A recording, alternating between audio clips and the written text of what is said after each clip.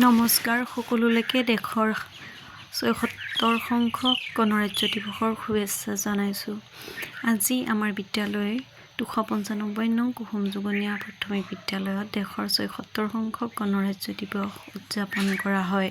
প্ৰথমতেই পুৱা প্ৰায় ৭:৪৫ যোৱাৰ লগে লগে জাতীয় পতাকা উত্তোলন কৰিবলৈ আগবাঢ়ে। পতাকা উত্তোলন কৰে কুসুম যুগনীয়া গাঁৱৰ অৱসৰপ্ৰাপ্ত প্ৰধান শিক্ষক শ্ৰদ্ধাৰ শ্ৰীযুত লোকনাথ কলিতা ছাৰে।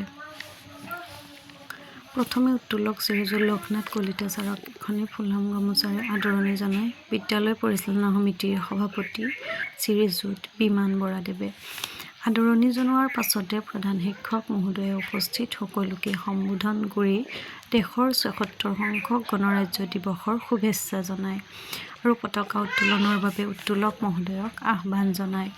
পতাকা উত্তোলনৰ পাছতে উত্তোলক মহোদয়ক উত্তোলনৰ বক্তব্য ৰাখিবলৈ আহ্বান জনায়।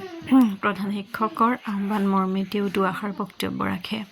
ইয়াৰ পাছতে মহামানৱ মহাত্মা গান্ধীৰ প্ৰতিমূৰ্তিত সকলোৱে পুষ্পাঞ্জলি অৰ্পণ কৰিবৰ বাবে আগবাঢ়ে।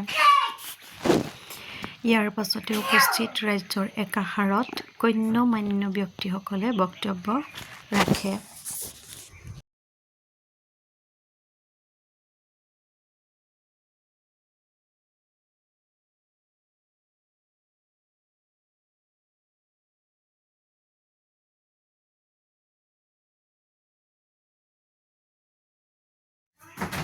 এয়া পুষ্পাঞ্জলি অৰ্পণ কৰি থকা সময়ৰ কেইকপিমান প্ৰতিচ্ছবি।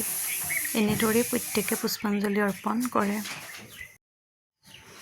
এয়া স্থানীয় ব্যক্তিসকলে গণ্যমান্য ব্যক্তিসকলে বক্তব্য ৰাখি থকাৰ মুহূৰ্তৰ কেইটামান ভিডিঅ'।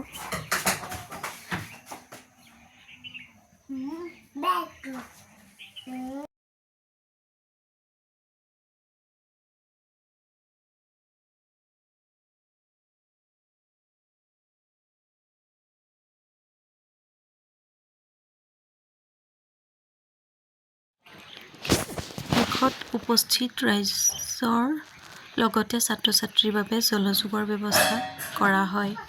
সকলোৱে জলযোগ আপ্যায়ন কৰি একেবাৰে শেষত আমি এটি ফটো ছেছনেৰে আজিৰ গণৰাজ্য দিৱস উদযাপনৰ কাৰ্যসূচী সামৰণি মাৰোঁ।